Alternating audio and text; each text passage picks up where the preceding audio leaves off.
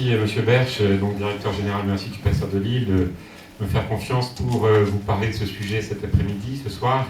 D'abord, bonjour à tous ceux que je connais et que je n'ai pas encore vus. Et puis, bonne année à tout le monde, c'est quand même l'occasion. Puis, bien sûr, vous souhaitez aussi bonne santé, c'est la moindre des choses. Parce que la santé, on dit que c'est important, je crois que c'est très important. Il y a plus important, il y a le bonheur. Mais le bonheur, c'est vrai, il est parfois bien plus facile à vivre quand on a la santé. Donc je vous souhaite une bonne santé, c'est quand même important pour nous qui sommes médecins et qui consacrons notre vie à essayer d'améliorer la santé de nos contemporains. On fait qu'essayer, on est bien modeste dans notre situation. Alors en fait, c'est pas si facile que ça de parler de nutrition et de longévité, parce que moi je connais une personne, bien, toute sa vie, franchement, elle a mangé n'importe quoi. Elle fumait, enfin c'était il fumait, il buvait trop, il se nourrissait vraiment pas très bien. Il a tenu jusqu'à 89 ans quand même. Hein. Puis je connaissais une personne, qu'est-ce qu'elle se nourrissait bien, c'est incroyable. Le prototype de l'équilibre alimentaire, vraiment magnifique. À 43 ans, elle a eu un lymphome et puis elle est partie. Alors, qu'est-ce que vous voulez qu'on fasse avec des histoires comme celle-là? Parce que effectivement, la complexité, c'est que, eh bien, il y a tout et son contraire. Il y a des exceptions, il y a des gens qui font n'importe quoi et puis ça se passe bien. Il y a des gens qui font très bien et ça se passe très mal. Franchement, pas si facile. Première conclusion, c'est qu'il y a quand même une grande inégalité entre les uns et les autres. Ça, c'est sûr. Deuxième conclusion, c'est que on doit essayer de faire ce qu'on peut pour améliorer sa santé, mais on ne maîtrise pas tout. Et il y a des choses qui surviennent qu'on ne pouvait pas prévoir parce que la vie est compliquée, et puis parce qu'il y a aussi des prédispositions, des fragilités entre les uns et les autres. Et donc aujourd'hui, on va essayer de parler un petit peu de ce thème qui rejoint en fait plusieurs aspects. Bien sûr, longévité, alors longévité longtemps, mais aussi qualité de vie, mais aussi tout simplement vieillissement, parce que quand on vit longtemps, eh bien, c'est qu'on a la chance d'avoir vécu longtemps et qu'on a la chance d'être vieux. Finalement, être vieux, c'est une chance, puisqu'il y a déjà eu tout ça qui s'est passé avant, donc c'est pas mal. On est souvent en train de se plaindre les uns et les autres de plein de choses, de plein de maux, mais quand on est âgé, eh bien, c'est qu'on a déjà bien vécu et c'est une bonne chose. Il faut remercier pour cela. Hein. Donc, on va essayer de parler un petit peu de tout ça. Alors, bien sûr, avec un mode introductif qui est celui des centenaires, hein, qui nous fascine un petit peu, et comme le disait le professeur Berche il y a quelques instants, les centenaires, autrefois, c'était les exceptions, on les regardait comme ça. Et bien maintenant, il n'y a plus personne qui se retourne sur eux parce que c'est devenu presque banal. Enfin, quand même, on n'en a quand même pas tous dans notre famille. Mais voilà, en tout cas, c'est devenu quelque chose de beaucoup plus courant aujourd'hui que d'être centenaire. Mais, comme on le disait aussi, est-ce que notre but, c'est de rallonger des années à la vie ou de rajouter de la vie aux années? Alors si on peut faire les deux, bien sûr, c'est encore mieux que de pouvoir avoir une vie longue, sûrement, mais aussi une vie qui est vivante et qui est encore pleine de vitalité, même si, bien sûr, il y a un déclin physiologique avec l'âge, puisque finalement, on commence à vieillir. Quand ça? À la naissance. Donc, il ne faut pas l'oublier. Hein. Donc, chaque instant nous rapproche de la dernière minute et de la dernière heure. Voilà, donc on ne va pas être triste, hein, parce qu'on peut voir les choses... Comme dirait l'autre, on n'a jamais été si près. Eh bien, c'est vrai. Hein, soyons dans l'espérance. Alors, les centenaires, sont-ils des exemples? Bien oui, ce sont des exemples. Peut-on les suivre? Il faudrait déjà savoir ce qu'ils font, ces centenaires. Il faudrait savoir comment ils ont vécu. Alors, figurez-vous qu'il y a eu des études, des enquêtes qui ont été faites sur les centenaires. Eh bien, je vais peut-être vous décevoir, ça ne marche pas. Non, pas les centenaires, mais les enquêtes, c'est les centenaires. Pour plusieurs raisons. D'abord, ils ne se rappellent plus de ce qu'ils ont mangé. Donc, ensuite, quand ils s'en rappellent, ils se trompent. Et ensuite, ils sont quand même du côté de la légende. C'est-à-dire qu'ils vont vous dire... Et il y a des études qui ont été faites comme ça, hein, qui sont assez amusantes, parce que chacun y va de son petit couplet, de ce qu'il a envie de dire. Et vous avez sans doute, comme moi, entendu Jeanne Calment, on parlait le professeur Berge il y a un instant, ou d'autres encore, qui disaient, bah oui, mais moi en fait, si je suis encore en vie, c'est parce que quand j'étais petit, je buvais du kéfir. Ah bon, d'accord, très bien. D'autres vont vous dire, bah, c'est parce que je prenais du fromage blanc, et puis d'autres vont vous dire, bah, c'est parce que je mangeais des yaourts bulgares. Ah, tiens, yaourts bulgares. Vous savez d'ailleurs que Metchnikov, qui a été d'ailleurs prix Nobel, était celui qui a découvert le fait que les Bulgares vivaient longtemps parce qu'ils mangeaient du yaourt. Donc le yaourt a été bien sûr associé à cette longévité. D'autres vont vous dire, et c'est toujours assez sympathique, ah ben moi, si je vis longtemps, c'est parce que je ne vous le dis pas, mais tous les jours, un petit verre comme ça, tous les jours, je n'oublie jamais, surtout. Et puis du blanc, hein. Puis d'autres vont dire, ah mais du rouge, hein, surtout. Donc chacun y va de son petit couplet. D'autres vont vous dire, ben moi, tous les jours, je mets de l'ail, une gousse d'ail. Hein, donc vous vous éloignez un petit peu, parce que je commence à sentir un peu. Mais voilà, donc chacun y va de son petit truc. Et il est très très difficile parce que rétrospectivement, d'abord, vous savez qu'on idéalise toujours les choses, puis ensuite les centenaires sont très contents de se mettre en avant et puis dire leurs recettes que personne ne pourra bien sûr appliquer parce que de toute façon on ne sait pas si c'est vrai. Hein. Et puis d'autres vont vous dire, bah moi c'est l'huile d'olive, d'autres vont vous dire, bah, c'est parce que tous les soirs je prends, voilà, enfin vous voyez, un petit carré de chocolat, ma petite dame, hein, avec les noisettes ou sans les noisettes, donc ça dépend des gens. Il y a des gens qui vont dire avec et d'autres sans. Mais bon, on n'est pas sûr de pouvoir vraiment attribuer, donner du crédit à leurs propos. Pour autant, est-ce que ce sont des gens qui ne seraient pas intéressants à regarder au niveau de leurs habitudes alimentaires, bien entendu. Alors moi je donne toujours l'exemple, puisqu'il faut donner des exemples, et puis les exemples proches dans la famille, bien entendu, aussi. Hein, j'ai une grande-tante qui a vécu 100 ans. Bon, c'est pas extraordinaire, mais elle est morte il y a un petit peu moins de 5-6 ans, donc c'était déjà, voilà, bien. 100 ans, il y a quelques années, bon, voilà. Et en fait, elle a été toute sa vie, mais alors l'antithèse de la bonne nutrition. L'antithèse de la bonne nutrition. Donc moi, ça m'a complètement déstabilisé, puisque je consacre une partie de ma vie depuis 35 ans à la nutrition. Quand on allait chez elle, quelle que soit l'heure et le jour, c'était toujours un petit biscuit et un petit verre de rouge, alors quelle que soit l'heure et le jour. Hein. Et puis, elle ne cuisinait jamais. Jamais, jamais, jamais. Jamais de produits frais. Aucun produit frais. D'ailleurs, le frigo ne marchait pas. Hein. Et en fait, elle a vécu, mais en très, très bonne santé, juste avant de mourir, quelques jours avant, elle était en bonne santé, exactement comme Jeanne Calment le professeur Bach le disait tout à l'heure, à 121 ans, elle était encore en bonne santé.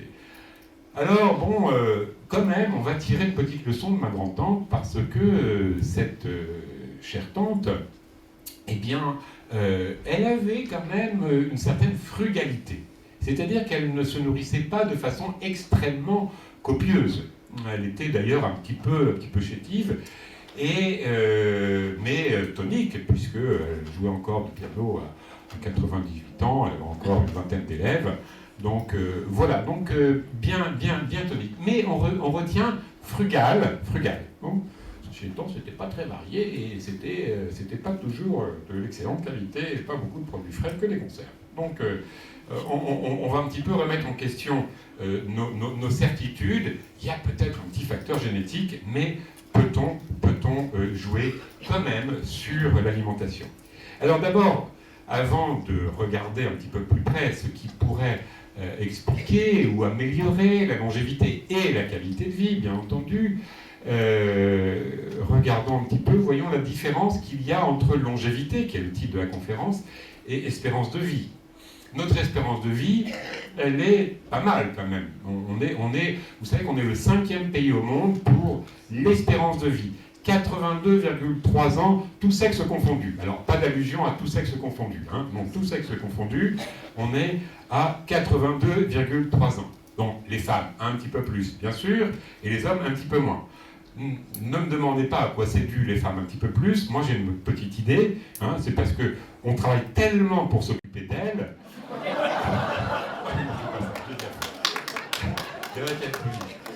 Et puis, qu'on s'épuise, mais on s'occupe quand même bien d'elle. Donc elle vit un petit peu plus, puis nous on meurt, puis elle meurt après. Hein. Donc en gros c'est un peu ça. Dans les églises d'ailleurs on voit bien que c'est majorité femmes, et puis hommes beaucoup moins. Donc les hommes un petit peu moins, les femmes un petit peu plus, 82, donc plutôt 80, plutôt 84 pour les femmes. Mais l'espérance de vie, c'est pas la longévité. L'espérance de vie, c'est calculé à la naissance.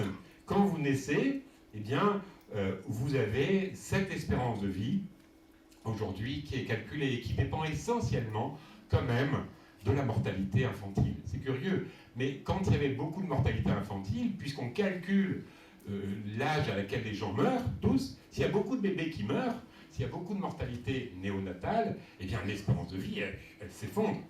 Comme la mortalité néonatale a beaucoup diminué, maintenant c'est rare, heureusement, c'est une très bonne chose, c'est les progrès de l'hygiène, de la médecine, essentiellement, et sans doute un peu aussi de la nutrition, eh bien l'espérance de vie s'est beaucoup améliorée. Mais l'espérance de vie à 82 ans, ça ne veut pas dire que quand vous avez 82 ans, vous allez mourir. Ah non, hein, parce que sinon, bon, d'abord, il y en a qui sont encore là et ils ne sont pas encore morts. Bon, donc, on a une espérance de vie qui dépasse. Et en fait, là, on est dans la longévité. Hein, la longévité, c'est combien de temps il me reste à vivre quand je suis à l'âge que j'ai. En gros, c'est un peu ça.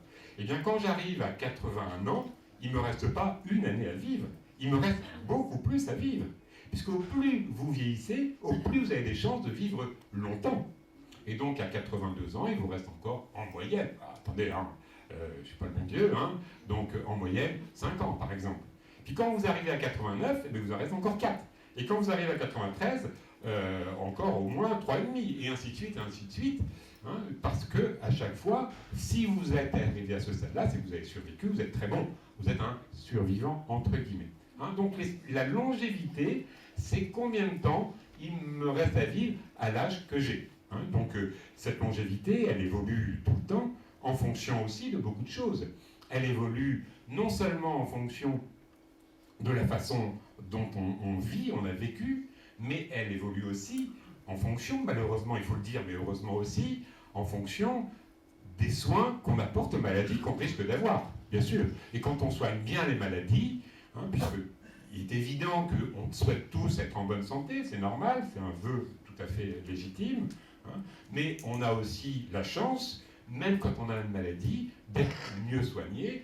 Et on sait, par exemple, quand on a un cancer aujourd'hui, eh bien on a de bonnes chances de ne pas mourir de ce cancer, mais de mourir peut-être d'autre chose, ou mourir en bonne santé, ce qui est le vœu de beaucoup de personnes, bien entendu. Et donc, en fait, l'espérance de vie, c'est plutôt la mortalité néonatale. La longévité, c'est comment j'ai vécu, plus également comment je suis soigné quand j'ai un problème de santé qui survient. Et là, bien sûr, les choses vont de mieux en mieux. Mais dans une perspective de santé publique, d'économie de la santé, comme se soigner quand on est malade, c'est quand même assez coûteux, eh bien, on espère ne pas être malade ou pas trop malade, et puis finalement être relativement bien soigné. Et puis, on a comme ça aujourd'hui des gens âgés et qui ont des problèmes de santé qui sont résolus. Là où il y a des problèmes et des progrès encore à faire, c'est que certains disent un peu, un peu plaintif, que oui, mais vous comprenez, on vit plus longtemps, la longévité augmente, mais pas la qualité de vie, pas en bonne santé. C'est pas tout à fait vrai. Il y a effectivement des gens qui ont des problèmes de santé et qui vivent et qui sont pas merveilleusement bien, mais qui d'entre nous n'a rien, levé la main, je vois que personne ne lève la main. Bon, on a tous un petit quelque chose quelque part. Je vous dirai pas où j'ai mal, mais voilà, hein, on a tous un petit truc. Hein.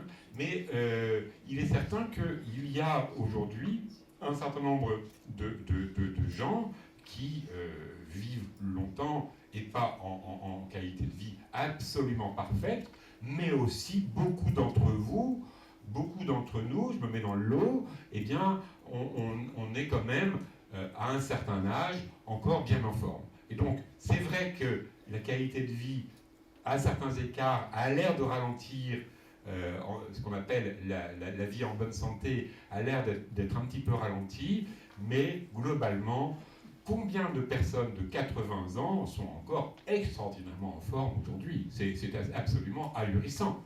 Et d'ailleurs, même parfois plus en forme que des plus jeunes qui ont parfois un machin qui pousse ici dans le creux de la main. Hein, donc ça arrive quand même qu'on voit beaucoup de gens qui sont quand même en très bonne santé. Donc la longévité, l'espérance de vie, et puis bien sûr le vieillissement, mais le vieillissement n'est pas une maladie, il va falloir composer avec, et c'est quelque chose qui atteint tout le monde. Alors aujourd'hui, l'OMS a redonné une nouvelle définition au vieillissement en bonne santé, je ne vais pas vous la lire, mais en gros, c'est essayer de maintenir, quel que soit l'âge, une santé qui est tout à fait convenable, même si on est fragile, puisque finalement le vieillissement n'est pas une maladie, je répète, mais c'est une sorte de début de moins bonne adaptation à des agressions, moins bonne souplesse à un certain nombre de changements, en quelque sorte une petite fragilisation de nos capacités à réagir et à nous adapter aux situations plus difficiles. Bon, mais ça n'est pas non plus dramatique. Alors, quand on regarde un petit peu ce qui se passe du côté de ceux qui ont cherché à savoir comment on pouvait rallonger l'espérance de vie et comment on pouvait surtout rallonger la longévité, puisque vous avez vu la différence entre les deux, il y a un certain nombre d'études qui ont été faites en dehors des enquêtes sur mes centenaires, dont je vous ai dit que les interrogatoires étaient plus que douteux parfois. Hein. En réalité, vous savez comment il faudrait savoir comment il faudrait se nourrir pour vivre longtemps. En fait, ce qu'il faudrait faire, une bonne étude à faire. Hein. Alors, je vous engage à demander des financements pour cette étude. Hein. Je pense que notre directeur, il va tout à fait donner son accord pour cette étude. On prend des gens, mettons, entre l'âge de 2 ans et 18 ans. On en prend une cohorte assez importante. On en prend, par exemple, 10 000. Ça vous semble suffisant, ça, 10 000 Bon, voilà, des Lillois, par exemple. On les interroge sur leurs habitudes alimentaires. Et puis, on les suit. Et puis, le premier qui meurt, on met une croix. Et le deuxième qui meurt, on met une croix. On regarde les habitudes alimentaires. Et puis, on arrive jusque 99 ans, 105 ans, 115 ans. Et puis, on voit. Et là, on pourrait être sûr que ceux qui sont à 115 ans, puisqu'on savait ce qu'ils mangeaient quand ils avaient entre 2 et 18 ans, puis ensuite, tout au long de leur vie, on continue à les interroger, on pourrait être sûr que ce mode alimentaire-là, il est très bon, puisque on a observé que, par exemple, les gens qui mangeaient comme ça vers l'âge de 18 ans ou 30 ans, peu importe, eh bien, ils vivaient plus, ils étaient plus nombreux à vivre 115 ans. Le petit inconvénient de ce genre d'études, c'est que je ne vois pas beaucoup d'investisseurs qui va payer pour une étude qui mettra à peu près 100 ans. Et puis, je n'ai pas beaucoup de chercheurs non plus qui vont mettre des sous et d'énergie pour une étude qui va durer 100 ans. Parce qu'ils ne vont pas l'avoir, leur étude. Et donc, ils ne seront pas tellement motivés. Donc, en fait, on a beaucoup de mal, parce que la bonne façon de démontrer les choses, ce serait ce genre d'étude, une étude dite prospective, et non pas rétrospective. Tiens, vous avez 102 ans, qu'est-ce que vous mangiez quand vous aviez 4 ans? Ah ben oui, quand j'avais 4 ans, j'étais sur le genou de ma mère, ma grand-mère, et elle me donnait les petits beurres. Bon, ça ne veut rien dire, on ne sait pas. Donc, en fait, étude prospective, mais bien sûr, ça n'est pas réalisable. Alors, les chercheurs, quel genre d'études ils peuvent avoir à se mettre sous la dent, en quelque sorte, pour y arriver? Eh bien, les études qui ont été faites sont des études expérimentales. Alors, expérimentales, oh là là, expérience, dangereux, qu'est-ce qu'on fait? On prend des animaux pour commencer. Les hommes, je vous dirais qu'il y a des études expérimentales chez l'homme, mais c'est très compliqué. Donc, expérimentales chez les animaux, pour voir ce qui permettrait éventuellement de faire vivre un petit peu plus longtemps les animaux. Et notamment, l'idée principale qui a émergé dans les 10 ou 20 dernières années, on va dire un peu plus, parce que je regardais de la littérature scientifique hier pour préparer cette conférence, et déjà dans les années 90-95, on avait déjà pas mal de travaux sur ce qu'on appelle la restriction. Restriction énergétique. Un petit peu en opposition à ce qui caractérise notre société d'abondance, où on n'est pas du tout en restriction, où on s'est peut-être un petit peu trop nourri. Enfin, il y a des gens qui se sont trop nourris. Donc, vous savez que quand on se nourrit trop, c'est pas terrible, parce qu'on peut avoir effectivement des problèmes de santé qui font que je vais mourir un peu plus vite, parce que j'ai des problèmes de santé, parce que je me suis mal nourri, etc. Bon, d'accord. Donc, l'idée, c'est Est-ce qu'en se nourrissant un petit peu moins, on pourrait éventuellement économiser l'organisme et le faire durer plus longtemps, un petit peu comme la pile, je ne sais plus comment elle s'appelait, secondaire, monsieur, si on s'en sert, c'est ça, hein, d'accord. Bon, donc on s'en sert un petit peu moins, on fait moins marcher le système, hein, et puis peut-être que ça va durer plus longtemps. Hein. Comme un savon, si on se lave moins souvent les mains, bah, il dure plus longtemps. Bah, c'est pareil. Hein, c'est le même genre. Vous voyez la comparaison, vous allez retenir assez facilement le coût du savon et puis le coût de la longévité. Hein. Il y a un rapport assez net entre les deux.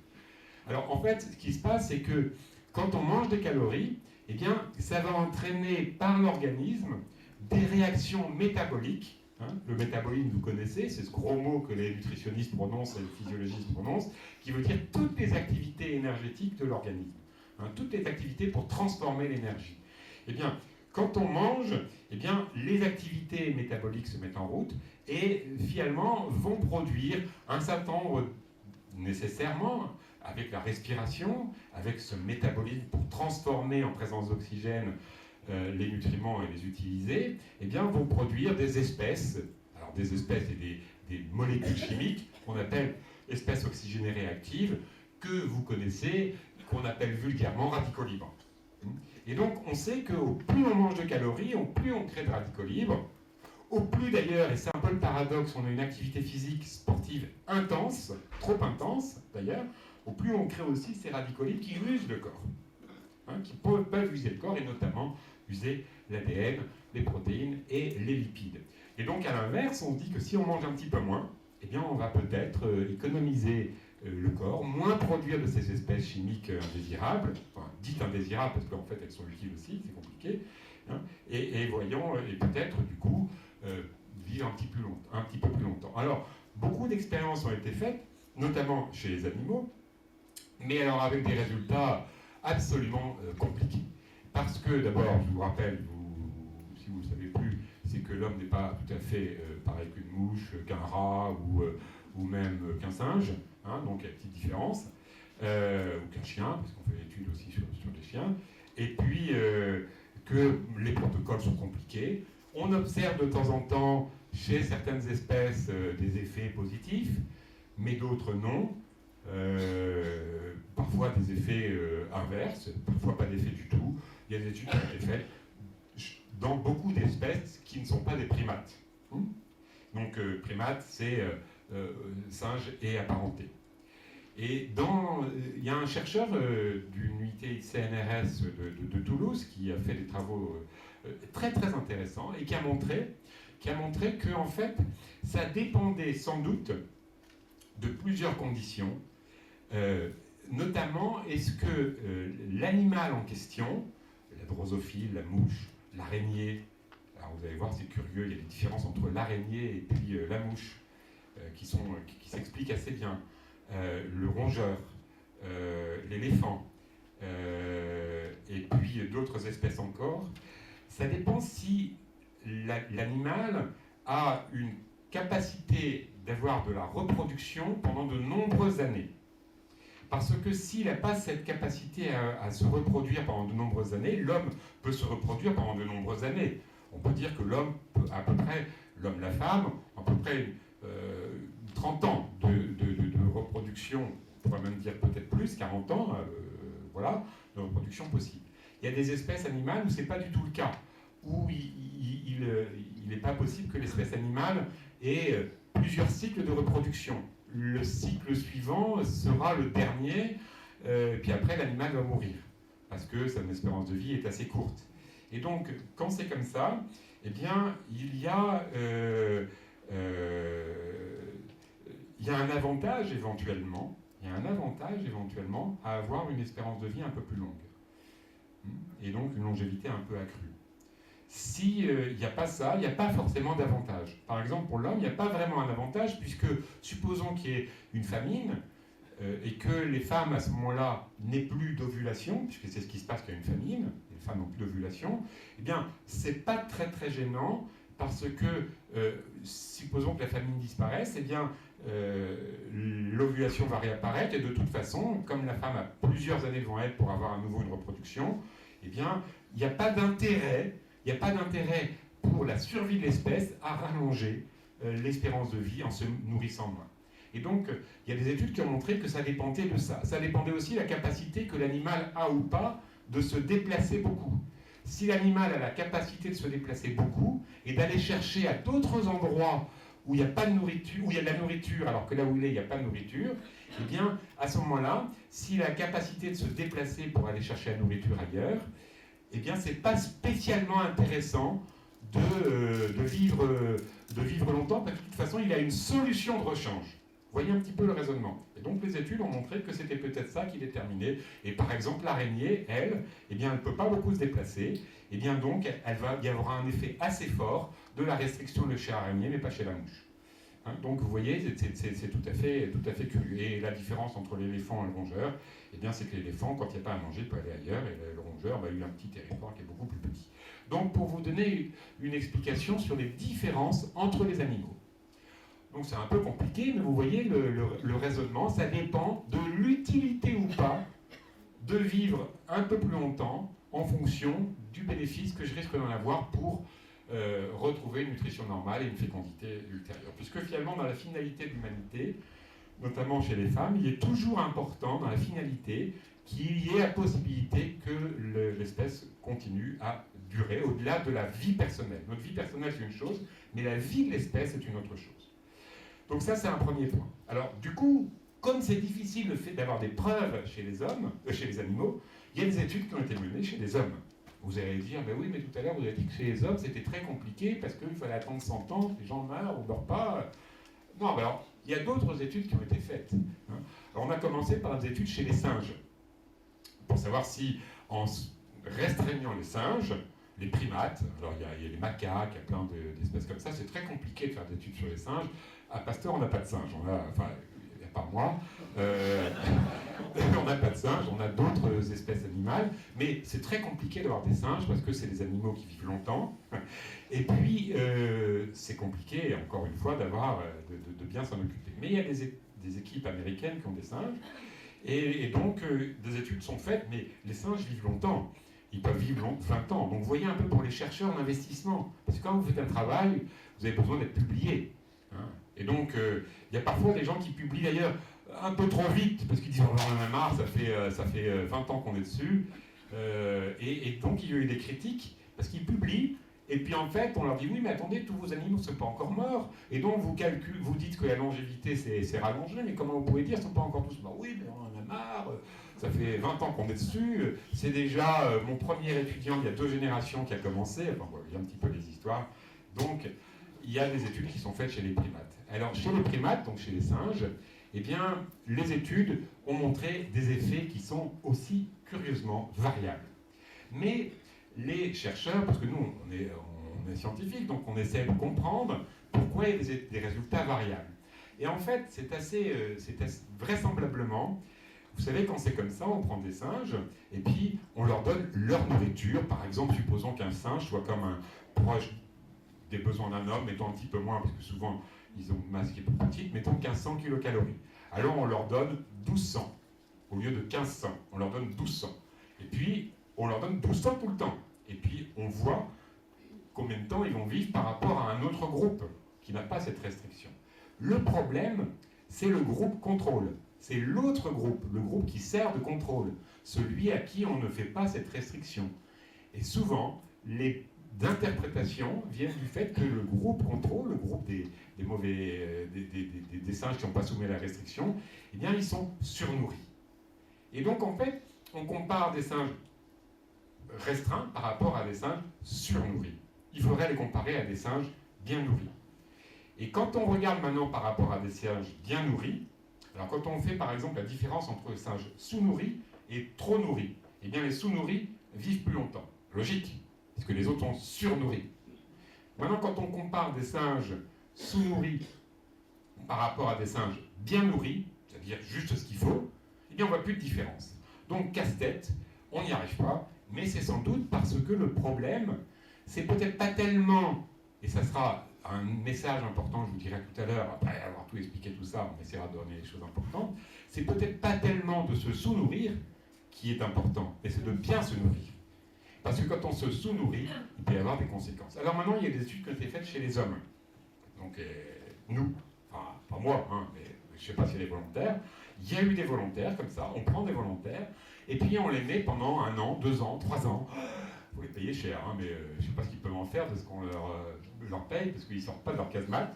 Et il y a eu des études comme ça, hein, de volontaires, qui sont dans un milieu protégé, fermé, et on leur donne pas beaucoup de nourriture. Alors, on les affame pas, mais on leur donne un petit peu moins que ce qu'ils devraient avoir, un petit peu moins. Et là, on observe effectivement des changements. On observe des changements, on voit que, eh bien, ils ont une baisse de leur cholestérol, de leur glycémie, ils ont une baisse aussi de marqueurs de l'inflammation, qui sont des marqueurs importants dans la santé. Hein, ils ont une baisse de ces affaires-là, donc qui est assez nette. Ils ont un changement d'autres choses, leur flore intestinale. Peut-être un jour on fera une conférence sur la flore intestinale, si ça vous intéresse, sur le microbiote. C'est assez rigolo. Enfin, rigolo façon de parler, mais bon, c'est quand même intéressant. Donc ils ont des changements sur tout ça. Mais difficile à dire qui a vécu plus longtemps, parce qu'au bout de 2 ans, bah, ils sortent du truc. Et d'ailleurs, il y a eu des études qui ont montré qu'au bout de plus longtemps, parce qu'il y a des études qui ont été faites plus longtemps, ils sortent de leur truc. C'est pas toujours brillant. C'est pas toujours brillant parce que, à côté des bénéfices qui sont observés, on observe aussi chez ces gens qui sont sous-nourris, enfin sous-nourris, moins nourris, pas sous-nourris, moins nourris, hein, pour éviter les excès, comme je vous ai dit, parce que le stress oxydatif, les radicolides, etc. On observe aussi qu'ils ont perdu un peu de muscle, ils ont perdu un peu de force, ils ont peut-être perdu un petit peu de morale, sur le moral ça ne m'étonne pas, parce que dans leur truc, ils ont perdu un petit peu d'os aussi, ils sont un peu plus fragiles. Autrement dit, chez l'homme, eh bien, on a du mal à avoir cette distinction entre nourri un petit peu moins et nourri suffisamment.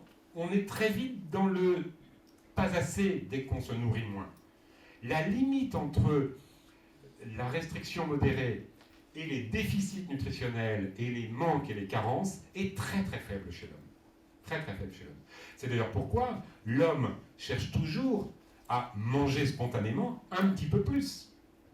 Et en fait, on observe qu'il est sans doute pas dans notre nature que de chercher à manger un petit peu moins.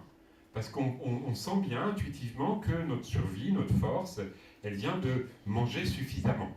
Hein, donc, chez l'homme, les résultats sont un petit peu difficiles, même si on a l'impression que sur certains paramètres, on pourrait avoir une protection, par exemple la protection cardiovasculaire. C'est quelque chose qui semble tout à fait possible, mais au détriment d'autres éléments de la santé. Et donc, vous voyez, difficile, encore une fois, sur des méthodes expérimentales, de tirer des preuves. Alors, vous allez dire, mais il y a peut-être encore d'autres moyens. Moi, j'ai entendu parler, enfin, j'entends que vous me dites ça, je fais semblant que vous me dites ça, j'ai entendu parler de gens qui vivaient très longtemps et qu'on devrait regarder leur régime alimentaire. Ben, vous avez entendu parler, comme moi, d'Okinawa. Par exemple, hein, tout le monde a entendu parler d'Okinawa. Qui n'a pas entendu parler d'Okinawa? On a le droit de ne pas avoir entendu parler d'Okinawa. Hein, bon, oui, bon, je suis sûr qu'il y en a plein qui ne lèvent pas la main, mais ils ne savent pas dire qu'ils n'ont pas entendu parler d'Okinawa. D'accord, bon, c'est normal. Hein. Voilà, Okinawa, mais il y en a d'autres aussi. Alors je vais vous raconter plutôt, pas Okinawa pour commencer, mais les Hunza. Vous connaissez les Hunza? Non, voilà. Enfin, des gens qui connaissent rien. Bien sûr, à quelque chose. Hein. Donc, les Hunza, très célèbres. Les Hunza ont été... ce que je vais vous raconter est vrai. Hein. Je raconte que les choses vraies. De temps en temps, je raconte des histoires, mais je le dis après quand je raconte des histoires. Hein. D'accord, donc là, c'est une histoire vraie. Les Hunza, un peuple qui vit dans les hautes sphères de l'Himalaya, en fait dans les montagnes de l'Himalaya. C'est un peuple qui traditionnellement vit dans les hauts plateaux de l'Himalaya. Et donc, il y avait... à propos des Hunza, il y a à propos des Hunza toute une, un discours, des informations qui émanaient de différents auteurs qui disaient les Hunza, en fait, c'est un peuple qui vit loin de tout, loin de toute pollution, de toute agression, de tout stress. Ce sont des gens qui vivent bien, en bonne santé, et vraiment ils vivent longtemps. C'est un mode de vie agraire, ils vivent qu'avec les choses locales, etc. Formidable. Et donc, voilà ce qu'on disait sur les Hunza. Il y a eu une mission américaine qui est partie, mission scientifique, qui est partie vérifier cela, et ce qu'ils ont observé les a édifiés. Effectivement, ça les a édifiés. C'était exactement l'inverse de ce qu'on disait. C'est-à-dire qu'effectivement, les gens n'avaient pas beaucoup de maladies cardiovasculaires, cancer, ils étaient tous bourrés de parasites, de sous-nutrition, d'infections, de faiblesse, parce qu'en fait, ils avaient une pauvreté alimentaire. Une pauvreté alimentaire, et en fait, on était dans le mythe des Hunza. Donc pour vous dire que, voilà, c'est vrai qu'ils étaient loin de toute pollution, de toute agressivité, qu'ils vivaient sans maladie cardiovasculaire et sans obésité, très bien, parfait.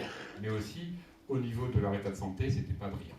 On voit bien que quand on se nourrit trop peu, attention, mais il y avait aussi, bien sûr, un manque de progrès technique sûrement.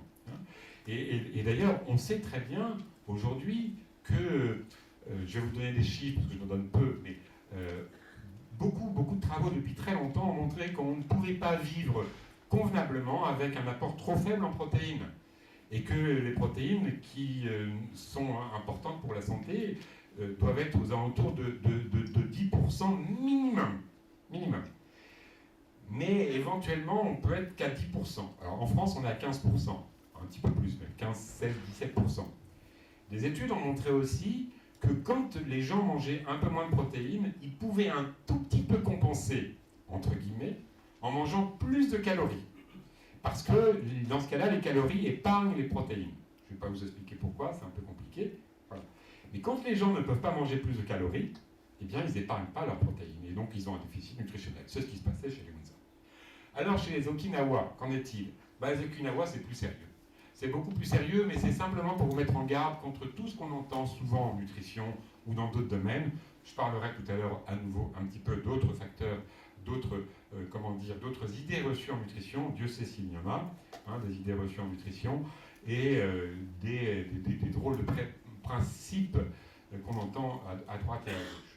Donc chez Okinawa, c'est tout à fait intéressant, mais avec quand même aussi un petit peu de prudence.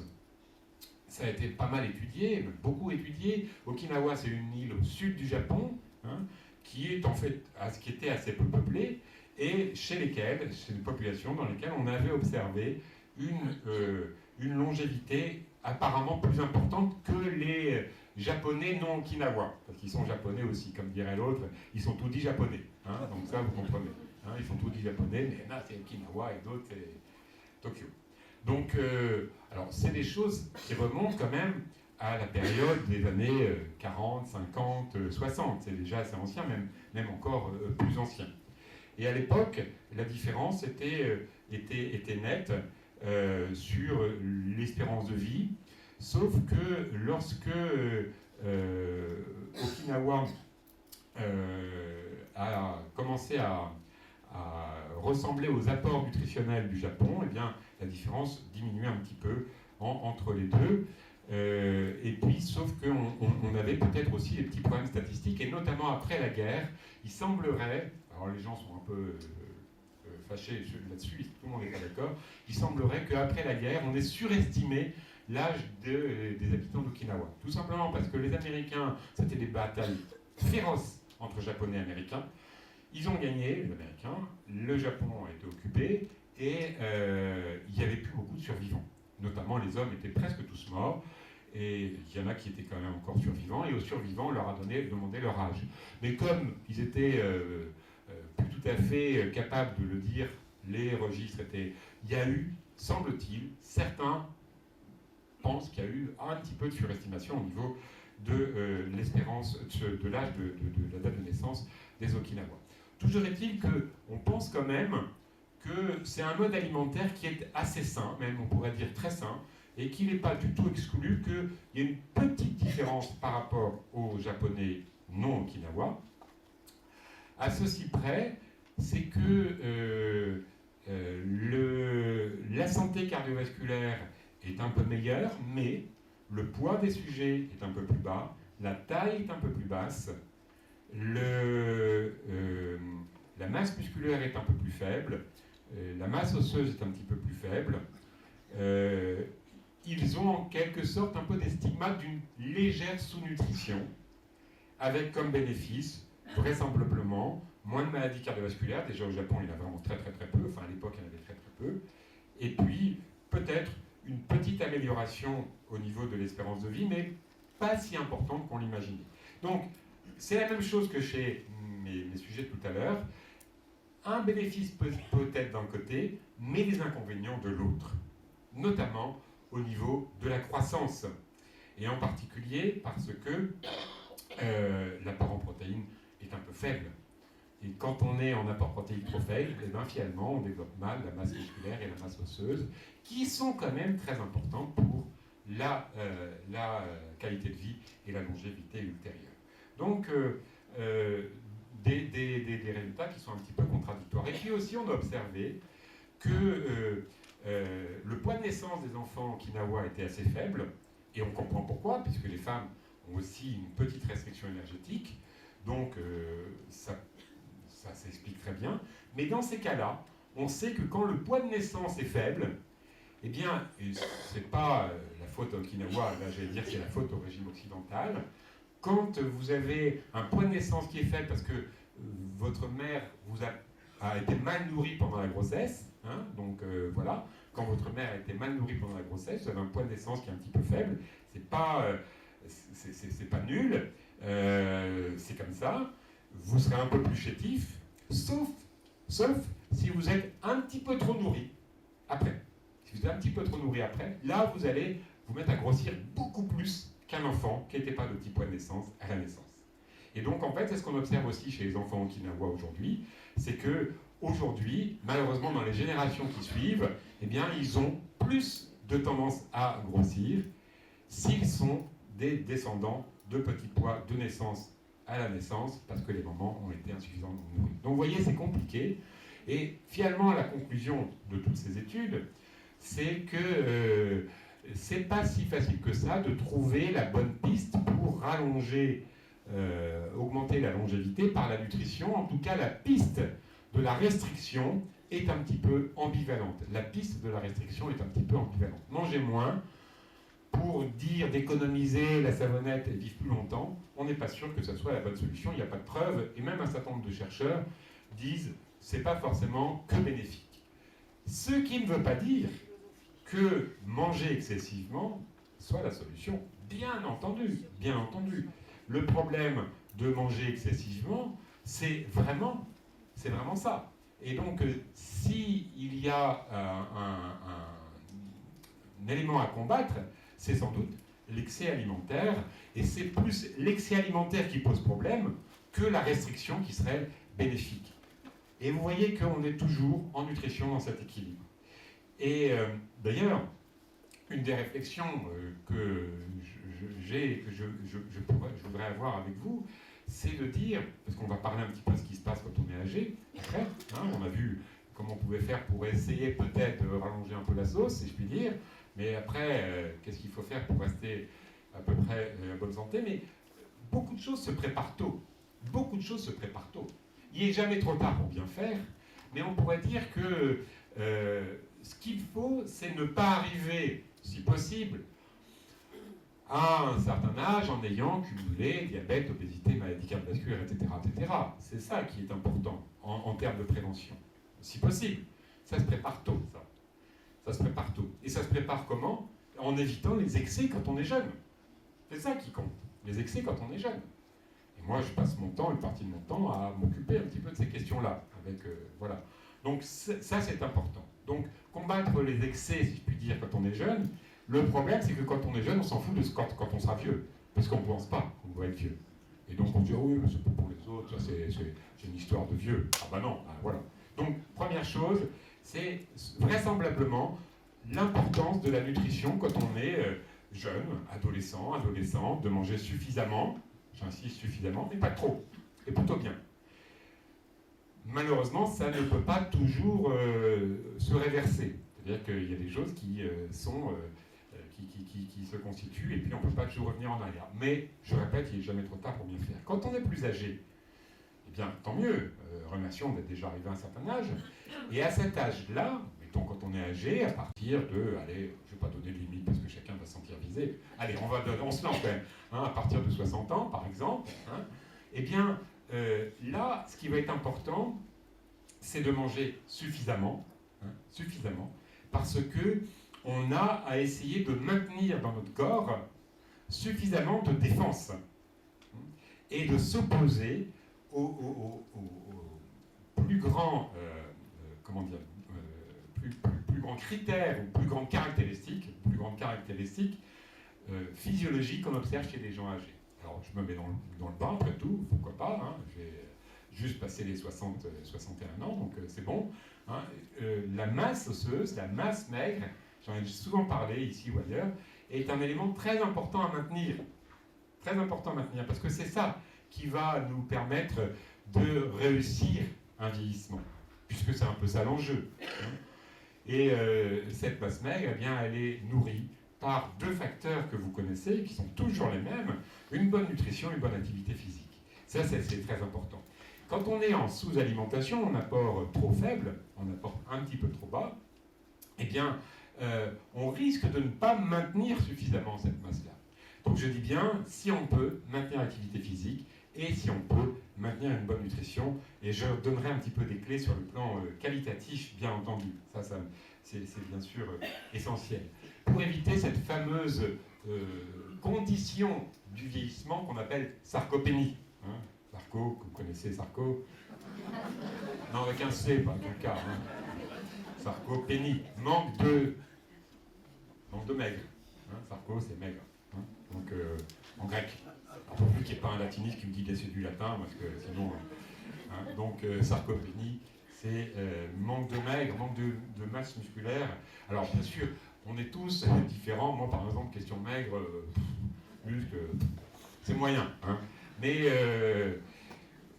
on peut quand même essayer de maintenir un certain degré de force, et c'est très important pour la santé et pour un vieillissement réussi. Dans le vieillissement réussi, il y a d'autres études qui ont montré depuis longtemps, notamment avec une très bonne équipe française, qui est l'équipe de Bruno Velas à Toulouse et qui travaille à Albuquerque également aux États-Unis. Bruno Velas a montré depuis une bonne quinzaine d'années que le vieillissement réussi, curieusement, ça ne vous étonnera pas trop que ce que je vous dis, ce sont les gens qui n'ont pas trop réduit leurs apports alimentaires. Donc on est maintenant en train de dire presque l'inverse de ce que j'ai dit tout à l'heure. On a cherché, en sachant s'il fallait vivre à l'économie, pas beaucoup manger pour pas beaucoup dépenser, eh bien non. On se rend compte qu'un vieillissement réussi, c'est les gens qui mangent suffisamment. C'est les gens qui mangent suffisamment. Suffisamment de tout, de calories, de protéines, de vitamines, etc. Alors le paradoxe, et qui est difficile, c'est que qu'est-ce qui a commencé ? Si je mange suffisamment, c'est parce que je suis actif. Parce que si je suis actif, je bouge. Si je bouge, je mange. Et si je bouge, c'est peut-être parce que je suis en bonne santé. Et non pas, je suis en bonne santé parce que je mange. C'est peut-être parce que je bouge que je mange, mais je bouge parce que je suis en bonne santé. Donc, je suis en bonne santé peut-être pour des raisons qui sont liées à mon hérédité. Mais aussi à la chance, entre guillemets, si je peux dire. J'aime pas trop parler de chance, mais on est tous différents. Il y a une grande inégalité entre les personnes. Parce qu'il y a aussi des événements dans la vie qui font que. Hein, donc voilà des éléments. Donc un vieillissement réussi, c'est quand on mange suffisamment. Et aujourd'hui, on sait que c'est très important. Les gens ne le savent pas, ils disent toujours. Alors là, c'est plus quelque chose qui est dans la gériatrie, donc c'est pas une conférence de gériatrie, mais beaucoup de personnes âgées, plus âgées que vous, ou aussi âgées, ou plus, peu importe, ont l'idée que parce qu'ils sont vieux, ben, il ne faut pas qu'ils mangent beaucoup parce qu'ils sont vieux. Ah, je suis vieux, donc je mange beaucoup, il n'y a pas beaucoup de dépenses, l'économie. Moi, je vois ma chère mère, hein, elle me dit, ben, écoute, j'ai pris le repas à la ville, et puis ben, je coupe en deux, je mange pour le soir. Je l'ai grondé. Je lui ai dit, maman, c'est très mal. Le repas du midi, c'est pour le midi, c'est pas pour midi et soir. Ah oui, mais tu comprends. Et je dis, non, écoute, tu peux te le payer quand même. Hein, donc... voilà, parce que si on coupe en deux, eh bien on mange 2 fois moins. Et en fait, manger moins quand on est âgé, ça n'est pas se rendre service. Ça n'est pas se rendre service. Au contraire, il faut essayer de manger plus, et pour bouger, de manger plus, bien, il faut avoir bon moral, parce que ça c'est très important. Il faut manger les choses qui sont bonnes, très important, se faire plaisir. Il faut manger avec d'autres, si possible. Et puis, il faut éventuellement bouger, parce que quand on bouge, on a plus d'appétit. C'est assez banal, c'est assez basique. Donc, on voit très bien qu'on en arrive à des choses de bon sens maintenant. Tout à l'heure, on est parti sur la grande science. Maintenant, on arrive avec le bon sens, qui est très important. Alors là où le bon sens est aussi un petit peu éprouvé, c'est sur la fameuse question du poids. Ça aussi, j'en ai souvent parlé, hein, la question du poids. Parce que, bien sûr, on a les idées qu'on nous rabâche tout le temps, quand on est gros, c'est pas bon, on va mourir tôt. Moi, je voyais encore une personne forte, pour pas dire obèse, mais avec beaucoup de délicatesse, on dit une personne forte, qui me disait cette semaine, vous savez, docteur, j'en ai un peu marre, chaque fois que je vais voir un spécialiste, il me dit, madame, c'est parce que vous êtes trop grosse. Alors, j'en ai absolument marre. Je sais que je suis trop grosse, je sais que c'est dangereux, mais vous pouvez pas me dire autre chose, s'il vous plaît, hein. Donc, oui, on peut dire autre chose. On peut dire que quand on est gros et qu'on bouge, quand on est gros et qu'on mange bien, eh ben c'est déjà bien. C'est déjà pas mal. Quand on mange normalement, qu'on a une bonne nutrition, c'est déjà pas mal. Et puis aussi, ce qui est très important, alors bien sûr quand on est très lourd, ça peut être très dangereux pour la santé. Malheureusement, si je puis dire, il n'y a pas de gens âgés très très lourds. Parce que, c'est pour ça que je dis c'est malheureux, les gens très très lourds, très gros, obésité grave, meurent avant. Donc voilà, on n'en voit pas beaucoup. Mais quand même, quand on soigne mieux les gens, il y a plus de gens âgés assez gros, même parfois très. Voilà. Mais ce qu'on sait de plus en plus, c'est que quand on est âgé, eh bien, le poids devient plutôt un allié. Ça va vous étonner, mais on entend de plus en plus parler de ça parce qu'il y a de plus en plus d'études qui montrent clairement que le poids n'a pas le même danger selon l'âge. Alors vous savez qu'il n'a pas le même danger selon les endroits du corps. La graisse du ventre. Alors tout à l'heure, ce matin, à la consultation à l'hôpital, je voyais une dame qui me dit, docteur, gardez tout le gras que j'ai ici. Elle prenait. Eh ben, elle était très contente parce que ça fait lui faire plaisir, mais le gras que vous avez autour du ventre, sous la peau, on s'en fout presque. C'est pas celui-là qui compte, c'est celui qu'on voit pas, c'est celui qui est dedans, dans le ventre. Parce que le gras sous la peau, c'est un gras de confort, c'est la peau de secours, hein, mais c'est pas celui-là qui est très dangereux. C'est parfois les gens qui ont le ventre plus tendu, mais on voit, il suffit de regarder, hein, c'est pas la graisse sous la peau. Moi je cherche, ça me fait mal, mais il n'y en a pas beaucoup, donc je cherche un peu. Hein, donc c'est la graisse qui est dedans, pas la graisse qui est sous la peau. Quand vous prenez, vous avez les poignées d'amour là, des gens. Hein, bon. Eh bien, en fait, on sait que la localisation est plus ou moins dangereuse selon la localisation, c'est plus ou moins dangereux. La graisse dans le ventre est plus dangereuse que la graisse sous la peau. Ce qu'on sait aussi, c'est que le poids est dangereux quand on est jeune, très dangereux quand on est jeune, surtout quand on est très gros et depuis longtemps. Alors, on peut être très gros depuis longtemps étant jeune. Hein. Quelqu'un qui a 35 ans et qui a pris du poids depuis l'âge de 15 ans, voilà, ça fait déjà pas mal.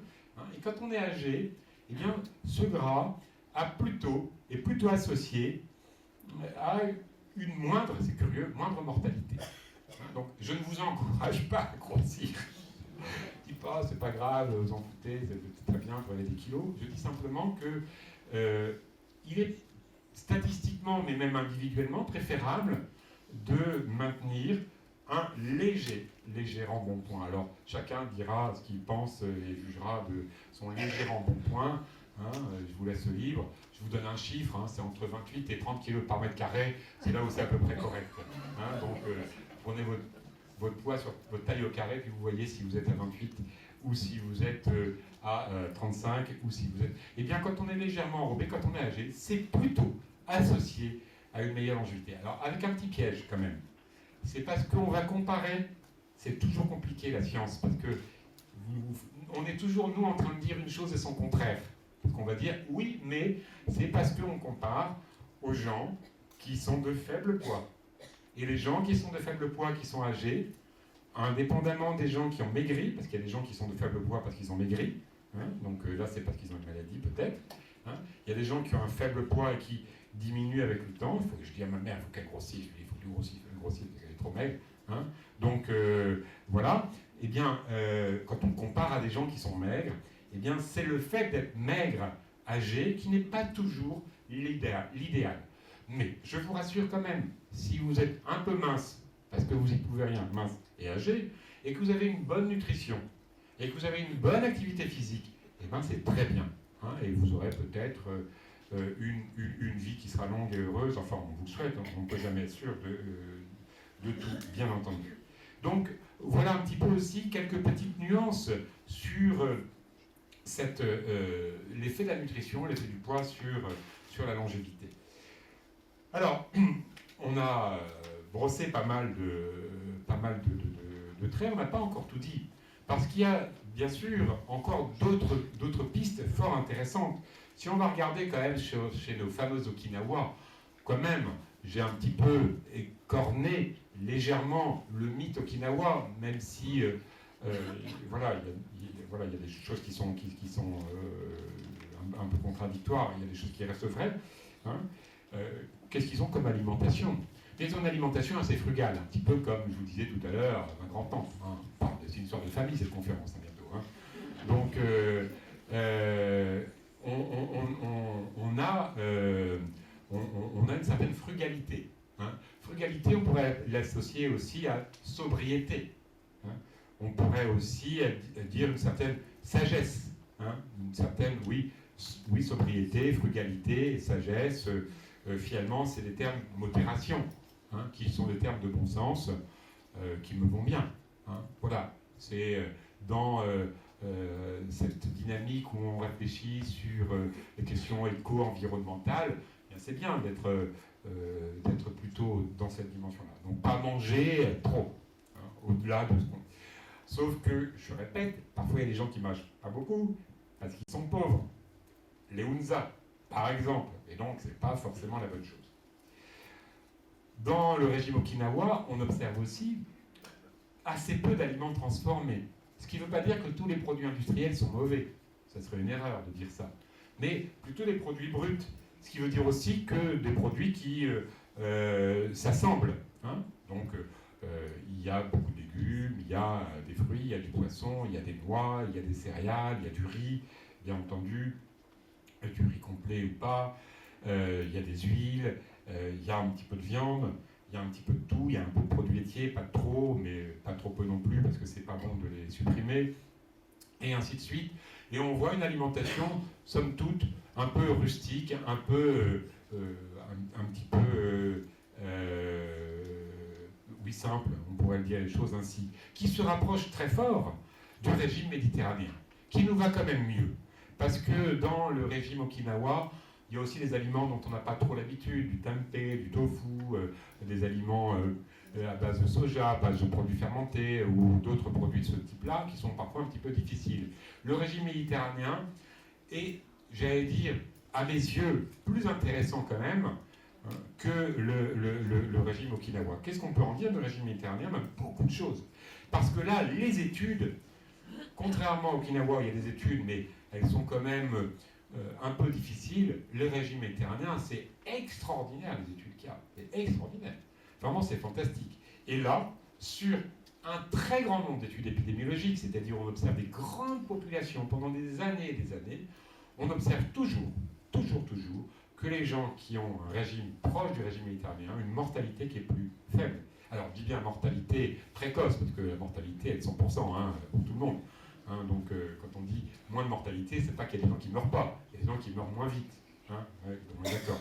Donc, mortalité plus faible, moins de maladies cardiovasculaires, moins de cancer, moins de maladies neurodégénératives, moins de maladies métaboliques, etc., dans le régime méditerranéen.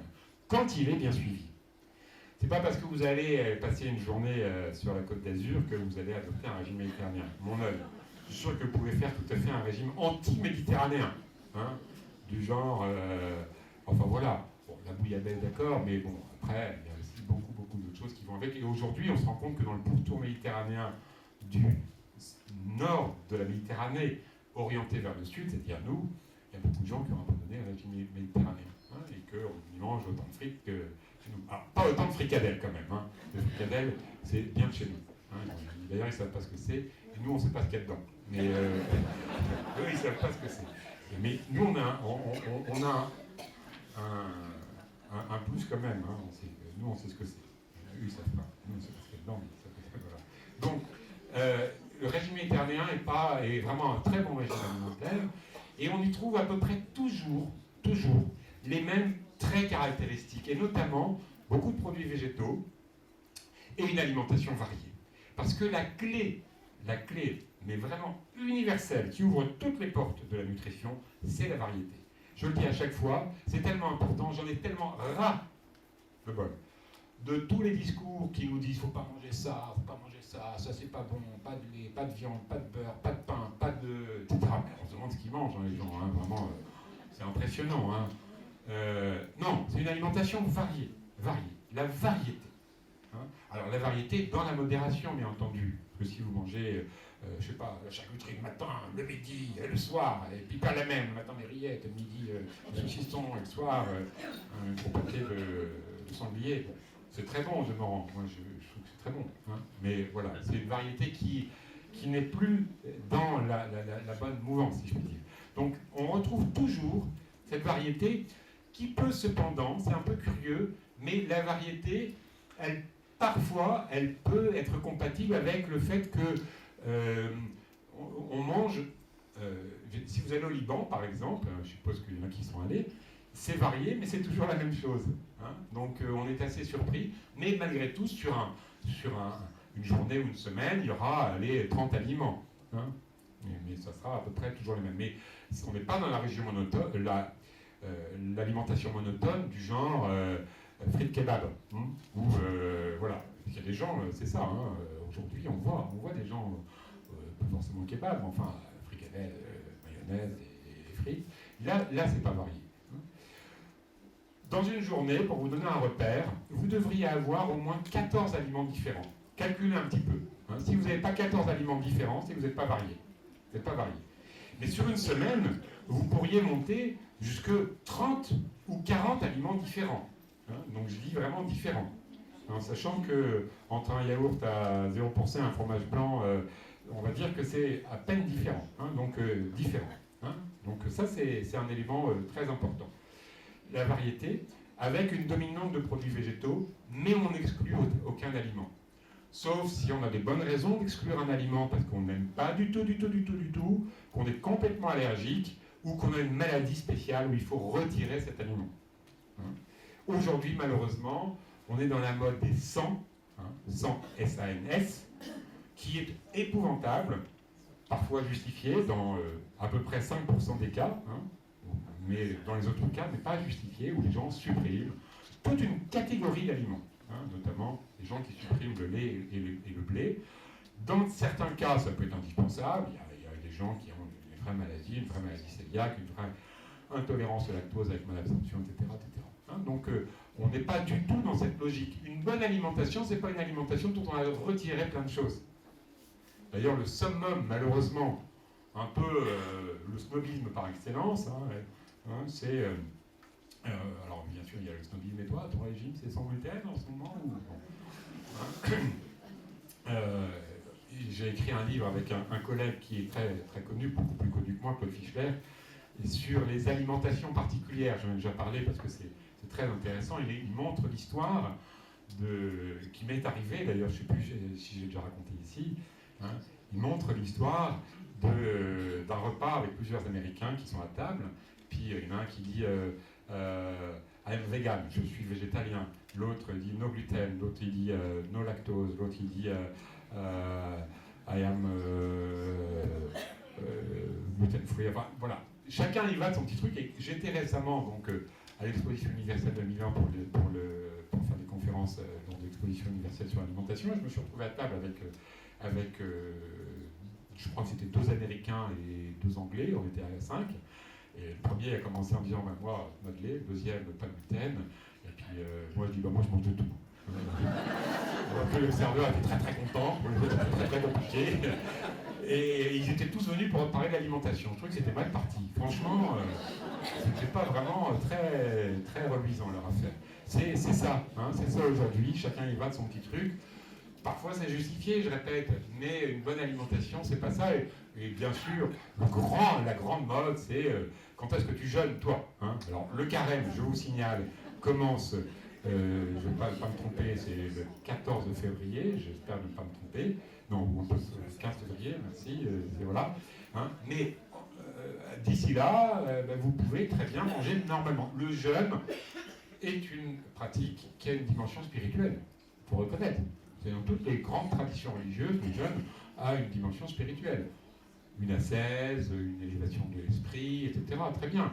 Mais dire que c'est la bonne nutrition, moi je dis parfois d'ailleurs, pour des gens passés à un certain âge, alors on va élever un tout petit peu la barre, à partir de 62 ans par exemple, hein, un petit peu, hein, eh bien, que c'est presque non-assistance à personne en danger quand vous avez des gens âgés de plus de 62 ans qui se mettent à faire un jeûne prolongé, eh bien, chaque jour de jeûne va entraîner une perte de muscles consécutive et conséquente. Et c'est très difficile de rattraper. C'est très difficile de rattraper. Alors, bien sûr, quand on a fait des excès alimentaires, je vois en ce moment plein de gens qui disent, vous savez, docteur, en ce moment, c'était les fêtes. Ah bon, je ne savais pas. Bon, si, je savais. Hein, mais ce qui est rigolo, c'est que les gens me disent ça à peu près toute l'année. Hein. Donc, je finis par avoir des doutes. Ah, mais quand c'est pas les fêtes, d'ailleurs, en ce moment, c'est les anniversaires. Ah bon, oui, c'est tous groupés. Oui, c'est tous groupés. Ah bon, d'accord. Les gens ont toujours des anniversaires groupés. Je ne sais pas pourquoi. C'est toujours groupé. Hein, c'est comme cette histoire de cette dame que je voyais, mais longtemps que je ne la vois plus, parce qu'elle est devenue, mais elle dit pas au mois de janvier, docteur. Hein. Je dis pourquoi? Elle dit je fais collection de fèves. Donc évidemment là c'était un peu. Elle fait des collections de fèves. Bon, donc alors si vous avez été dans l'excès, vous avez tout à fait raison le lendemain d'être dans la grande modération. Bien entendu, c'est logique, c'est logique. D'ailleurs, le corps le sent, le corps le dit. On sent qu'il faut un petit peu mettre tout ça au repos. Et donc, dans ce cas-là, bien sûr, une réduction des apports alimentaires est tout à fait nécessaire, tout à fait logique. Donc, on a dit quoi? On a dit la variété. Ça, c'est important, mais j'insiste vraiment là-dessus, parce que c'est ça qui est la cause d'une alimentation pour un vieillissement réussi dont je vous ai parlé tout à l'heure, où les gens mangent vraiment un petit peu de tout, et voilà, hein, parce qu'il n'y a pas d'aliment parfait, je le répète souvent.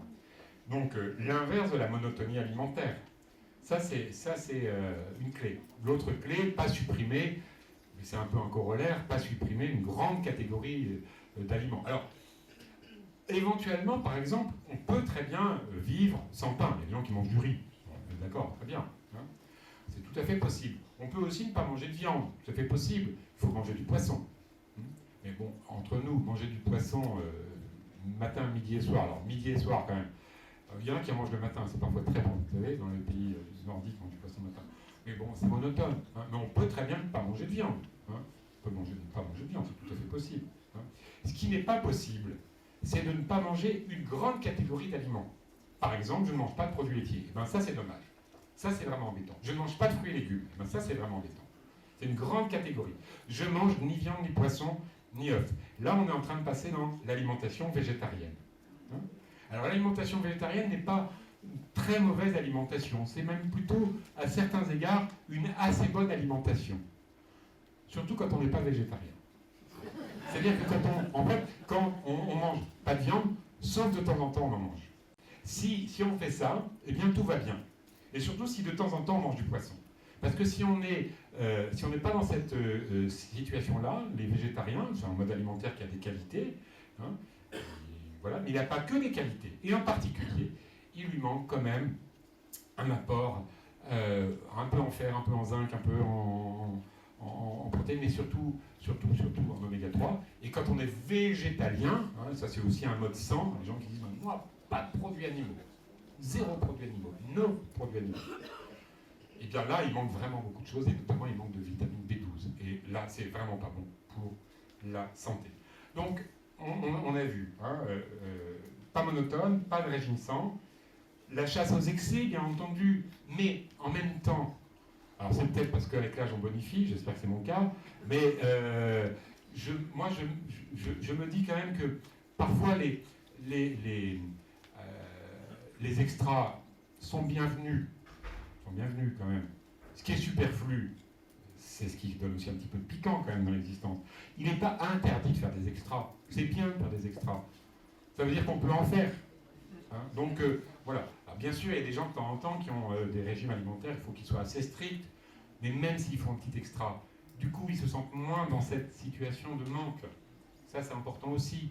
Parce que si c'est pour être toujours dans cet état de ouais, mais je peux pas. Donc, les petits extras, par définition, ce sont des extras. Et bien tant mieux. Il doit y avoir un petit peu de ça. Ça fait partie aussi de la vie, mais les excès, non. Les excès, non.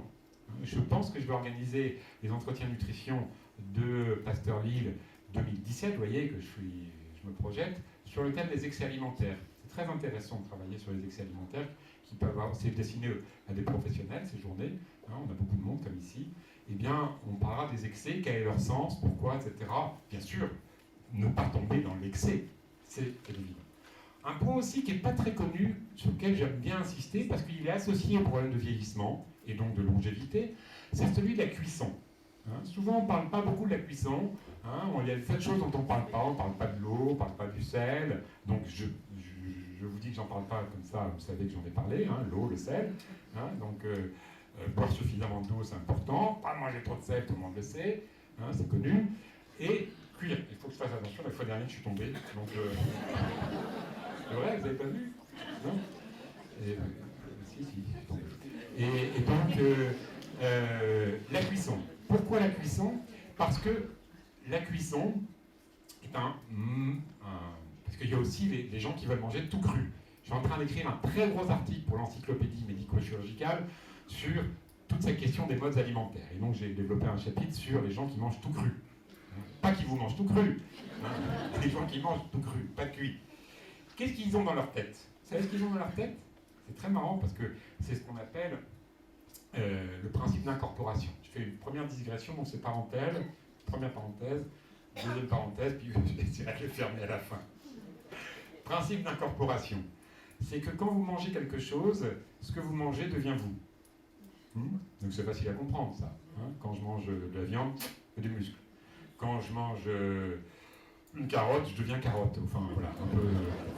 Il ne faut pas me regarder en disant ça, mais voilà. Il y a un petit peu cette idée-là, et par exemple, il y a beaucoup d'idées de gens qui disent, ben oui, quand je mange des légumes c'est plein d'eau, donc c'est pas de force.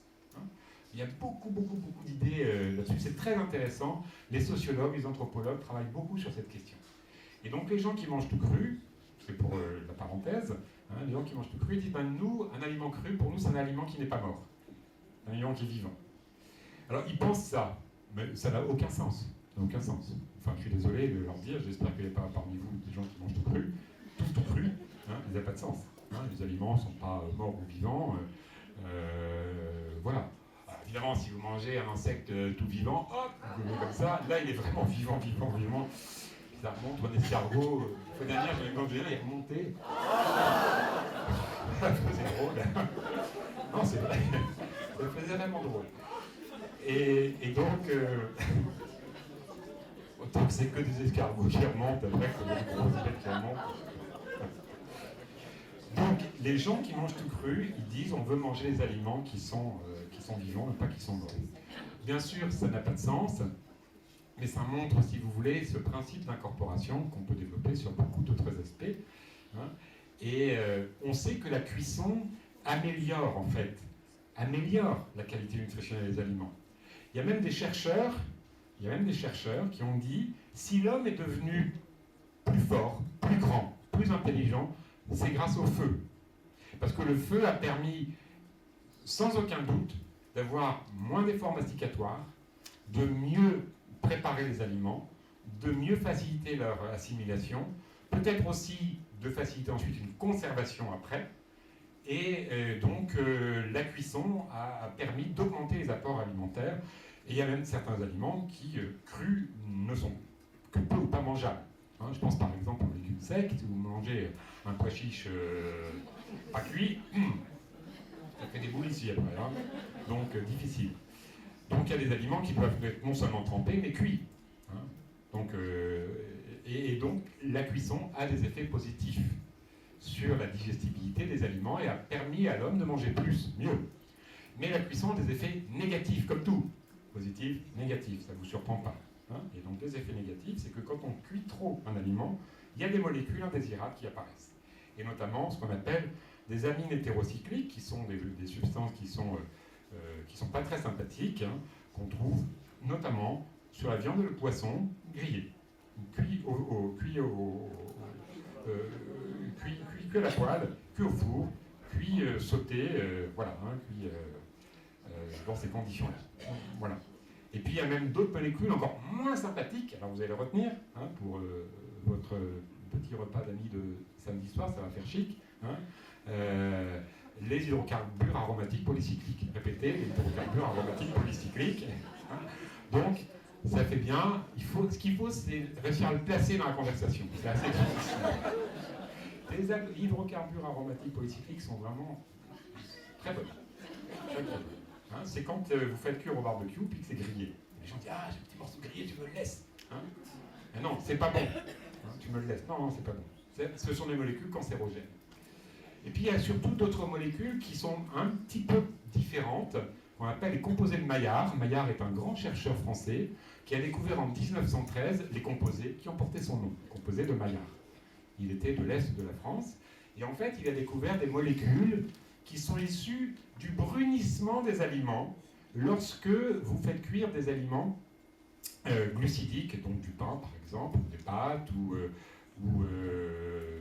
d'autres aliments glucidiques, des biscottes par exemple, donc voilà, et que vous les faites griller, hein, il y a une réaction entre les glucides et les protéines. Même s'il n'y a pas beaucoup de protéines, il y a une réaction entre les deux, et donc il y a des produits de Maillard. Et ces produits de Maillard, ils vont rentrer, on les mange, ils sont absorbés, ils sont ensuite éliminés, mais pas tous, et ils vont aller contribuer un petit peu à développer certains processus de vieillissement, et certains stress oxydatifs. Et on en trouve, les diabétiques par exemple, ont beaucoup de composés de Maillard naturellement produits dans leur corps, et ils en rajoutent s'ils mangent plein de pain grillé, plein d'aliments qui sont de ce type-là, la croûte grillée des aliments, etc., mais plutôt des aliments glucidiques. Et donc ça fait partie des recommandations qui n'ont pas cependant été formellement testées. C'est-à-dire que nous on a fait une étude, hein, on a fait manger à des étudiants, hein, on les a payés pour manger tout ça, enfin, donc on a fait manger les étudiants. J'avais raconté, mais soit un régime grillé, soit un régime bouilli. Hein. C'était le même régime alimentaire, grillé ou bouilli. Et ils ont mangé ça, après on les a croisés, les étudiants, c'est-à-dire que le bouilli est devenu grillé et le grillé est devenu bouilli. Enfin, vous imaginez les étudiants bouillis et grillés, hein, vous voyez ce que vous pouvez donner. Hein. Et donc, on a observé qu'effectivement, eh bien, ils avaient des marqueurs dans leur sang, dans leurs urines, dans leur sel, de moins bon métabolisme. Parce qu'ils avaient mangé beaucoup. Alors on avait un peu forcé la dose, le comité d'éthique avait donné son accord et on a déploré aucun mort, hein, donc je vous rassure. Donc ça a été, hein, ça ne durait pas très très longtemps, ils ont été quand même au régime grillé pendant 4 semaines. Hein. J'étais content parce qu'ils ont eu un petit billet de banque pour... voilà. Ça se fait dans des conditions réglementaires, je vous rassure. Hein. Tout est... Voilà, et donc il y a des marqueurs qui sont associés à un vieillissement un petit peu accéléré. Hein, donc ça fait partie des recommandations. Bien, si vous mangez du pain grillé, bah, vous vous arrangez pour qu'il ne soit pas noirci, juste à peine, hein, juste chauffé. Bon voilà, partie des petites recommandations que de faire attention à la cuisson. Et puis pour les viandes et les poissons, je vous ai dit, attention, barbecue, moi j'aime pas trop, sauf une ou deux fois l'été, mais après il faut bien manger avec d'autres aliments. On va manger avec du chou, avec de l'ail, avec des tomates, avec... du persil, et puis toutes sortes de bonnes choses. Et là, on est dans la variété. Hein, on est dans la variété. Voilà un petit peu, si vous voulez. Un autre élément de la nutrition, encore, je regarde maman, puis après on aura un peu de temps pour poser des questions, c'est relatif à l'alcool. Alors, je ne vais pas vous inonder avec l'alcool. Il est certain que c'est une condition qui n'est pas très bonne pour favoriser la longévité quand on est dans l'excès. Mais les études suggèrent qu'une petite consommation n'est pas incompatible avec le maintien d'une bonne santé.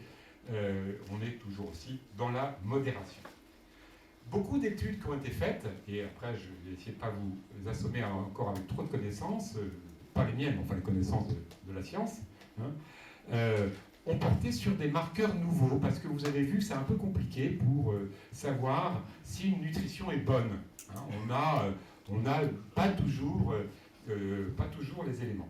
Et depuis quelques années, on a découvert que, au-delà des paramètres classiques, comme les radicaux libres, comme l'inflammation dans le sang, comme le cholestérol, ou comme le diabète ou la glycémie, eh bien, on pouvait aussi mesurer la longueur des chromosomes. Et ça, c'est très intéressant, c'est très rigolo. Hein, et c'est des recherches qui sont de plus en plus fréquentes et qui sont la longueur des télomères. Là aussi, vous pourrez passer 5 histoires, ça fait 2 trucs à retenir. Télomère et hydrocarbures aromatiques polycycliques. Télomère, hein, télomère, c'est donc la longueur des chromosomes. Et quand ces chromosomes, en quelque sorte, télomères, sont plus courts, eh bien c'est associé à une longévité moindre. C'est associé à un vieillissement un peu accéléré. Et beaucoup d'études ont été faites sur ces télomères qui sont un peu... et alors, je vous rassure, ça peut même se rallonger en quelque sorte, hein, ces télomères, quand on a une alimentation qui change, un mode de vie qui change. Des études ont montré, par exemple, que les gens qui avaient une alimentation méditerranéenne, on retombe toujours sur nos pattes, avaient des télomères, ça fait bien aussi, qui étaient plus longs et qui étaient plutôt associés à un meilleur vieillissement et peut-être aussi à une longévité plus grande.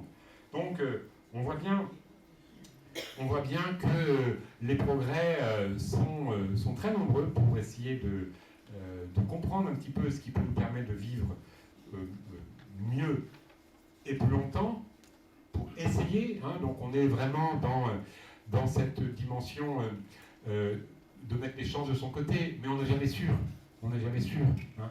Je pense qu'il faut qu'on soit prudent, et nous-mêmes, en tant que médecins ou acteurs de santé publique, on ne peut pas promettre aux gens quoi que ce soit. On peut simplement dire, bah, écoutez, on met plus de chances de son côté pour être en bonne santé, hein, pour essayer d'avoir un vieillissement réussi, et puis moins de problèmes. C'est ça qu'on peut essayer de faire. Et vous voyez qu'on a quand même beaucoup de moyens à notre disposition. Je rajouterais quand même, vraiment, que les études, toutes, montrent que, au-delà de la nutrition, ce qui semble encore plus important que la nutrition, ça va vous sidérer de ma part, que je dise qu'il y a quelque chose de plus important que la nutrition encore, hein, en dehors des valeurs, bien sûr, spirituelles, qui sont encore plus importantes, à mes yeux, c'est, à côté de la nutrition, le duo avec l'activité physique. Hein, le duo avec l'activité physique. Si on peut, en sachant que toute activité physique est bonne, et toute activité physique, même si elle est modérée, est meilleure que quand elle est faible. Autrement dit, un peu c'est mieux que peu c'est mieux que pas, beaucoup c'est mieux qu'un peu, et très beaucoup, je sais pas.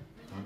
Très beaucoup, je sais pas, parce que après très beaucoup, ça devient difficile, et puis il y a des limites, mais l'activité physique, c'est très important. Beaucoup d'études ont montré que l'activité physique faisait partie des thérapeutiques non médicamenteuses les plus efficaces. Et avec des collègues, on va organiser très prochainement au Maroc tout un cycle de conférences, parce que le Maroc est un pays jeune qui est en train de s'intéresser à son vieillissement. On va organiser tout un cycle de conférences pour les médecins sur les thérapeutiques non médicamenteuses. C'est des enjeux énormes pour des pays comme le Maroc qui ont des moyens de santé, hein, hôpitaux, etc., qui sont relativement faibles. Il faut qu'ils investissent dans la prévention. Et dans la prévention peu coûteuse, c'est-à-dire la nutrition et l'activité physique, et globalement toutes les thérapeutiques non médicamenteuses. Et donc on va créer un cycle avec l'université Mohamed VI, là-bas, prochainement. Donc les thérapeutiques non médicamenteuses comprennent la nutrition, hein, et comprennent bien sûr l'activité physique, qui est très très très efficace. Par exemple, on sait que l'activité physique est plus puissante que les médicaments du diabète pour améliorer la glycémie. Alors, pas tous les médicaments du diabète, ça dépend. Hein. Puis, moi, je suis aussi diabétologue, donc je ne veux pas non plus raconter des histoires. Il y a des cas où il faut absolument des médicaments. Je n'ai pas dit que les médicaments, d'ailleurs, n'étaient pas importants. Hein. Attention, hein, les médicaments sont parfois absolument indispensables, parce que maintenant, il y a une nouvelle mode, les docteurs, vous me soignez, mais pas de médicaments. Attendez, je dois, comme je pense qu'il y a mieux pour vous. Mais c'est vrai qu'en matière de prévention, hein, le fait d'utiliser les thérapeutiques non médicamenteuses est très important, mais même chez quelqu'un qui a une maladie, eh bien, les thérapeutiques non médicamenteuses, en particulier l'activité physique et la nutrition, qui sont les deux tandems, sont très importants. Ça améliore la glycémie de façon très très très importante. Ça agit sur les mêmes voies que certains médicaments, en augmentant l'utilisation du sucre, du glucose, par les muscles. Et c'est parfois extraordinairement efficace. Donc il faut absolument investir sur l'activité physique. Et d'ailleurs, je ne sais plus si je l'avais dit à la dernière conférence, vous avez vu dans Le Monde avant-hier, vous n'avez pas vu, tu sais, tous les jours, il y a une page médecine et sciences, je suis souvent interviewé, et là, c'est pas moi qui ai été interviewé, mais c'est un chercheur qui a été interviewé, et il disait qu'on avait découvert, et donc c'est vraiment tout à fait important par rapport à cette préoccupation d'activité physique, que la longueur du pied des hommes avait diminué de 3 mm dans les 30 dernières années. De 3 mm. Et qu'on estime que de 3 mm en 3 mm, dans 300 ans, l'homme marchera peut-être sur un moignon. Tout simplement parce que la fonction crée l'organe. D'accord ? La fonction crée l'organe. Si on ne se sert plus du pied, il devient atrophique. Si demain, moi j'avais un professeur d'allemand de latin quand j'étais jeune, qui disait demain l'homme n'aura plus qu'un seul doigt. Parce qu'il sera dans la filiation presse-bouton, les autres doigts ne serviront à rien. Et donc aujourd'hui, comme on ne marche plus, le pied est raccourci à 3 mm tous les 30 ans. Et donc c'est assez préoccupant, hein, d'abord parce que les marchands de chaussures ne font plus leur beurre. Voilà. Donc vous voyez, l'activité physique c'est important. Voilà, alors on va terminer avec cette petite histoire toute simple qui va nous mettre dans une perspective à nouveau un petit peu humoristique, en disant, vous connaissez ce médecin, hein, nutritionniste très célèbre, hein, qui recommandait à ses patients, voilà, monsieur, madame, on va dire monsieur quand même, hein, enfin, vous préférez peut-être madame. Bon, décidez, pour madame quand même, il faut être galant. Non, monsieur, allez. Monsieur, donc ce qu'il faudrait quand même, c'est que vous arrêtiez enfin, manger moins. Hein. Il faudrait que vous arrêtiez de fumer aussi, puis vous buviez moins d'alcool. Ça serait mieux pour vous. Et alors, le patient demande à son médecin, et docteur, est-ce que je vais vivre plus longtemps? Ah non, mais la vie va vous paraître vraiment beaucoup plus longue. Voilà, alors j'ai pas rajouté, voilà. Mais... Donc, non, c'est pas ça mon état d'esprit, bien entendu. Hein. L'équilibre, comme je vous l'ai dit. Voilà, merci de votre attention.